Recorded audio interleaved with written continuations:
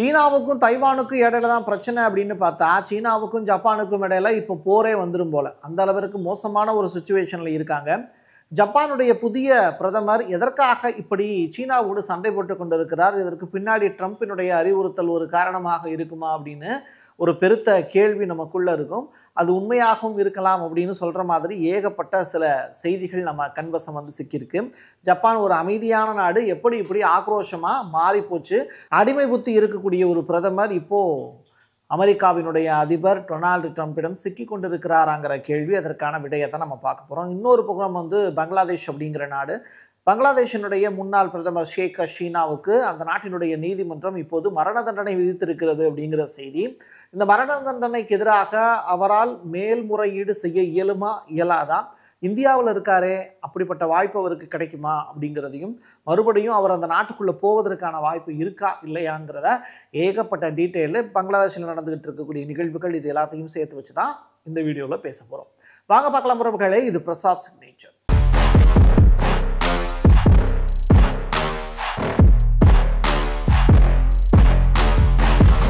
Prasad signature media broadcasting private limited. நீங்க news ரீடரா மாறணுமா? Content கிரியேட்டரா உருவாகணுமா? Satellite சேனல்ல ரிப்போர்ட்டரா வேலை பார்க்கணுமா?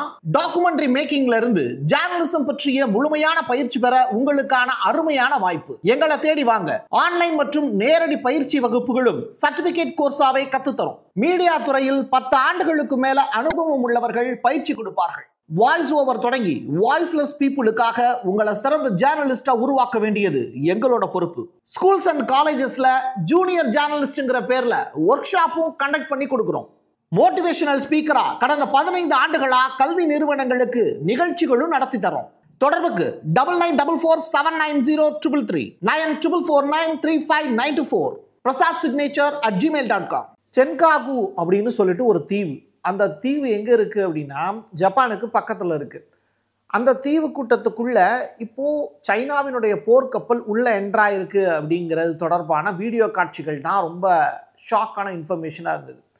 நம்மளும் படிச்சுட்டு தான் இருந்தோம், ஜப்பானை தாக்க போகுது சீனா அப்படிங்கிற செய்தியை. பட் இந்த அளவிற்கு உள்ளுக்குள்ளே இறங்கி விளையாடுவாங்க அப்படின்னு யோசிச்சு கூட பார்க்கல. சீனா மோசமான ஒரு தாக்குதலை இந்த ஜப்பான் அப்படிங்கிற நாட்டின் மீது ஏற்படுத்த போகுதுங்கிறாங்க. கூடிய விரைவில் இது உலக போருவதற்கான ஒரு பெரிய அத்தியாயமாக இருக்க போகுது அப்படின்னு சொல்கிறாங்க. அப்படி என்ன நடந்துகிட்டு இருக்கு பிரசாத் அப்படின்னு கேட்டால், வரிசையாக நான் சொல்லக்கூடிய விஷயங்களை கேளுங்க, ஷாக்காகவே இருக்கும். தைவான் அப்படிங்கிறது ஒரு சிறு நிலப்பகுதி தான், ஒரு சின்ன தீவு கூட்டம். இது ஒரு காலகட்டத்தில் ஒரு தலைவன் ஓடி போனதுனால, மாவோ கிட்ட இருந்து தோத்து போன ஒரு நபர் வந்து டைரக்டாக போய் ஐக்கியமாகி தனக்குன்னு ஒரு குழுவை அமைச்சுக்கிட்டு ஒரு தீவு கூட்டத்தில் வாழ்ந்தார். அப்படிப்பட்டவர் வந்து இப்போது இல்லை, ஆனால் தைவான் மக்கள் சீனாவோடு நெருங்கிய உறவில் தான் இருக்காங்க. ஈவன் செமிகண்டக்டர் டிவைஸ் பரிமாற்றத்தில் இருந்து எல்லாமே தைவானோட சீனா வந்து பங்கிட்டு கொண்டுட்டு இருக்காங்க. இப்போ பிரச்சனை என்ன அப்படின்னா, அந்த நாட்டுக்கு இடையில எந்த பிரச்சனையுமே இல்லை. கடல் வணிகம்ங்கிறது தான் பிரச்சனை. ஒரு யூ வடிவ ஏரியா, தென் சீன கடல் பகுதி, பசிபிக் ஓஷனில் ரொம்ப முக்கியமான ஒரு கடல் பகுதிங்கிறாங்க. இந்த உலகத்தினுடைய வர்த்தகம் அப்படிங்கிறதே 40% மேலே சீனாவினுடைய அந்த தென்சீன கடல் பகுதியில் தான் இருக்குது. இந்த வர்த்தகத்தை முடக்கி வைக்கிறதுக்கும் சீனாவால் முடியும். அதனால தான் அவங்க என்ன பண்ணுறாங்க, மலேசியா, வியட்நாம் உள்ளிட்ட கண்ட்ரிகள் எல்லாமே, பிலிப்பைன்ஸ் உட்பட, பிலிப்பைன்ஸ் நாடே வந்து அமெரிக்காவோட சேர்ந்து இப்போ தான் ஒரு கடற்கூட்டு பயிற்சியெலாம் ஈடுபட்டுச்சு. அதை பார்த்துட்டு அமெரிக்கா சந்தோஷப்பட்டாங்க. பட் சீனாவுக்கு கடும் கோபம். எப்படி வந்து இந்த மாதிரியான நிகழ்வுகளை பக்கத்து நாடுகளாக்கி நீங்கள் ஏற்படுத்துறீங்க? நம்ம கேட்டில் வந்து ஒரு பெரிய அளவிலான ஒரு தாக்குதலுக்கு அமெரிக்கா தயாராகிரும், நீங்கள் அதுக்கு எப்படி அலோவ் பண்ணுறீங்கிற கோபம் பிலிப்பைன்ஸ் மேலே இப்போ சீனாவுக்கு இருக்குது. இதெல்லாம் பார்த்துக்கிட்டு இருக்கக்கூடிய சீனா அடுத்த கட்டத்தை நோக்கி நகண்டு ஜப்பான் மீது இப்போ கோபப்பட்டிருக்கு. ஜப்பான் செகண்ட் வேர்ல்டு வாரில் ரொம்ப பெரிய அளவில் அடி வாங்கின நாடு. அமெரிக்காவினுடைய அணுசக்தியினுடைய தாக்குதல்னால ஹிரோஷிமா, நாகசாக்கிங்கிற நகரங்களே இல்லாத ஒரு நாடு. அப்படிப்பட்ட நாடு சில கொள்கைகளையும் கோட்பாடுகளையும் வச்சுருந்தாங்க.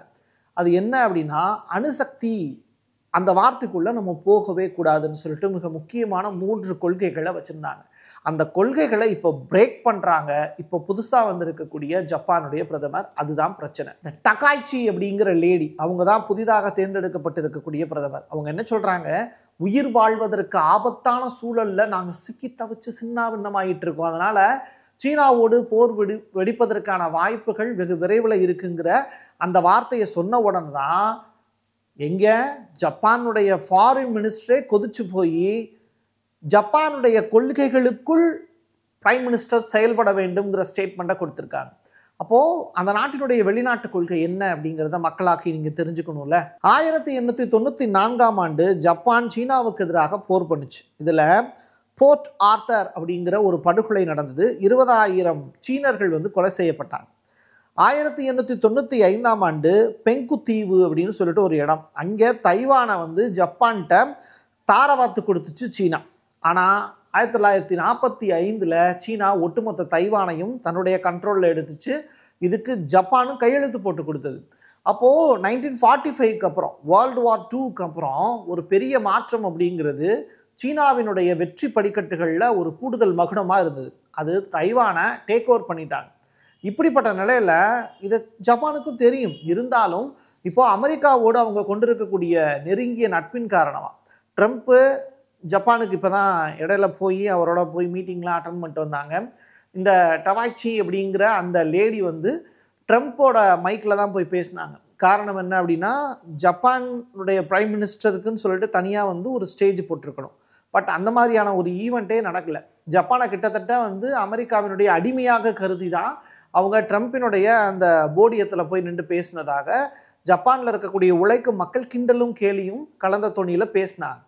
ஸோ இப்படி அடிமை புத்தி இருக்கக்கூடிய ஒரு பிரைம் மினிஸ்டர் இப்போ அடுத்ததாக எடுத்து வைக்கக்கூடிய நகர்வு தான் ஜப்பானை மக்களை ஆச்சரியம் மூட்டக்கூடிய வகையில் இருக்குது.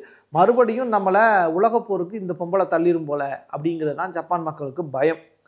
இப்போது ட்ரம்ப்பு கிட்ட அவங்க அணுசக்தி ஆயுதங்களை கேட்டாங்க அப்படின்னா ட்ரம்ப் கொடுப்பான். அப்போது ஜப்பான் மக்களுக்கு இருக்கக்கூடிய பெரிய பயம் இதுதான். அணுசக்தி மறுபடியும் கொள்கையில் மாற்றம் பண்ணால் ஜப்பானுக்கு மறுபடியும் பெருத்த அடி உழுக போகுது.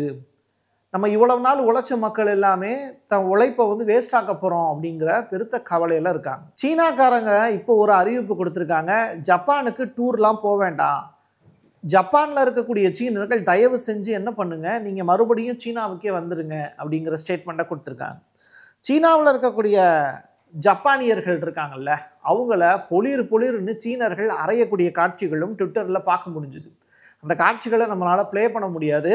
பட் ஜப்பான்காரங்களை சீனர்கள் துன்புறுத்துறாங்க இப்போது அப்படிங்கிற செய்தி வெளியாகிட்டு இருக்கு. அடுத்ததான் பங்களாதேஷ் அப்படிங்கிற நாடு. இந்த வங்கதேசம் அப்படிங்கிற தேசம் பாகிஸ்தானில் இருந்து பிரிஞ்சு போனது உங்களுக்கு தெரிஞ்ச கதை தான்.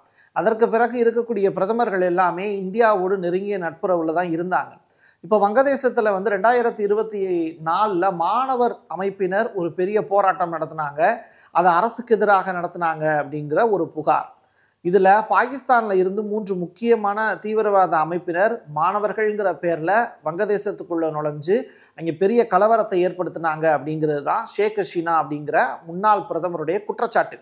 இதில் எது உண்மை எது பொய் அப்படிங்கிறத அந்த நாட்டினுடைய நீதிமன்றம் தானே தீர்மானிக்கணும். அதை தீர்மானிக்கிறதுக்கு ஷேக் ஹசீனா அங்கேயே இருந்து போராடாமல் அவங்க என்ன பண்ணாங்கன்னா நம்முடைய டெல்லிக்கு உட்காந்துருக்காங்க. இந்திய அரசு ஷேக் ஹசீனாவுக்கு பாதுகாப்பு கொடுத்து வச்சிருக்கு. இப்படிப்பட்ட நிலையில் மறுபடியும் நான் அந்த நாட்டுக்கு போவதற்கான வாய்ப்பு எப்போ உருவாகும்னா அங்கே அமைதி திரும்பணும், அப்போ நான் போயிடுவேன் அப்படிங்கிற ஸ்டேட்மெண்ட்டை சொன்னாங்க. இப்போது வங்கதேசத்தினுடைய நீதிபதிகள் இப்போ ஒரு தீர்ப்பு கொடுத்துருக்காங்க. 2024 மாணவர் போராட்டத்தை ஷேக் ஹசீனா தான் தூண்டி விட்டாங்க, வன்முறையை கட்டவிழ்த்து விட்டாங்க. இதனால வங்கதேசத்தை சேர்ந்த 1400 பேர் இறந்து போயிட்டாங்க. இப்படிப்பட்ட சூழ்நிலையில் இவ்வளவு பெரிய படுபாதகமான செயலை செய்த முன்னாள் பிரதமர் ஷேக் ஹசீனாவுக்கு நாங்கள் மரண தண்டனை விதிக்கிறோம் அப்படிங்கிறது தான் இப்போது வங்கதேசத்தினுடைய நீதிபதிகள் சொல்லியிருக்கக்கூடிய மிக முக்கியமான தீர்ப்பு. இந்த தீர்ப்பை கேட்ட உடனே ஷேக் ஹசீனா இனிமேல் நான் வங்கதேசத்துக்கு போவதில்லை அப்படிங்கிற ஒரு முடிவுக்கு எடுத்திருக்காங்க. அது மட்டுமல்ல, இந்த தீர்ப்புக்கு எதிராக நான் போராடுவேன்னு சொல்லியிருக்காங்க. பட் வங்கதேசத்துக்குன்னு சில ரூல்ஸ் அண்ட் ரெகுலேஷன் இருக்கும்ல. இப்போது ஒருத்தவங்களுக்கு தண்டனை கொடுக்குறாங்க அந்த நாட்டினுடைய நீதிமன்றம்னா அந்த தண்டனைக்கு எதிராக அவங்க மேல்முறையீடு வழக்கு தொடரலாம். எங்கே இருந்து தொடரணும்னா வங்கதேசத்துக்கு உள்ளே அவங்க இருக்கணும். இந்த நாட்டுக்குள்ளே இருந்தால் மட்டும்தான் அவங்களால வழக்கு தொடர முடியும். பட் ஷேக் ஹசீனா இப்போ இருக்கிறது வங்கதேசத்துக்குள்ளே இல்லை, அவங்க இந்தியாவில் இருக்காங்க. ஸோ இதை சாதகமாக பயன்படுத்திக்கிட்டு அமெரிக்காவினுடைய ஏகாதிபத்தியம், வங்கதேசத்தில் இப்போது ஆட்சி பண்ணிக்கிட்டு இருக்கக்கூடிய தலைமை குழு, இவங்க எல்லாரும் சேர்ந்து ஒரு முக்கிய முடிவு எடுத்து தான் இப்போ நீதிபதிகளுக்கு அறிவுறுத்தி இந்த ஒரு நல்லது ஒரு தீர்ப்பை வாங்கி தந்திருக்காங்க. இதற்கு எதிராக ஷேக் ஹசீனா என்ன செய்ய போகிறாங்க அப்படிங்கிறது அடுத்த கதை. பட் வங்கதேசம் கிட்டத்தட்ட கந்தலாகி போய்விட்டது அப்படிங்கிறது தான் யதார்த்தமான உண்மை. நம்மை சுற்றி இருக்கக்கூடிய நாடுகள் ரொம்ப ஆபத்தான நிலையில தான் இருக்குது. இன்க்ளூடிங் சீனா, தைவான், பிலிப்பைன்ஸ், ஜப்பான், இந்த நாடுகளோடு சேர்த்து இப்போ வங்கதேசமும் சேர்ந்துருக்கு. பாகிஸ்தானுடைய நிலைமை, ஆப்கானிஸ்தான் போர் பற்றி உங்களுக்கு ஏற்கனவே பிரசாத் சிக்னேச்சரை பார்த்துக்கிட்டு இருக்கிறவங்களுக்கு நல்லாவே தெரியும். இப்படிப்பட்ட நிலையில் நம்ம நாட்டில் தான் ஜனநாயகம் இருக்குது. அந்த ஜனநாயகத்தை சரிவர நம்ம பேணி பாதுகாக்க வேண்டியது பெரிய கடமையும் பொறுப்பும் நமக்கு இருக்குது. அதனை என்னைக்கு நம்ம மறந்துடக்கூடாது. என் கையெழுத்தின் மக்களுக்கான உறவுகளே, மீண்டும் ஒரு பதிவில் சந்திக்கலாம்.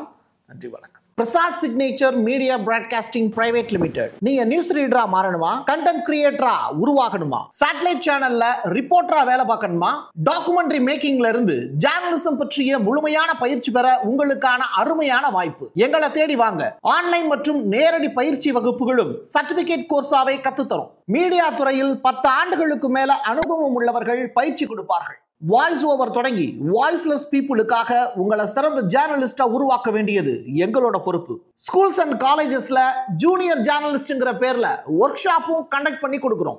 மோட்டிவேஷனல் ஸ்பீக்கரா கடந்த 15 ஆண்டுகளா கல்வி நிறுவனங்களுக்கு நிகழ்ச்சிகளும் நடத்தி தரோம். தொடர்புக்கு 9944790333 94493594 prasadsignature@gmail.com.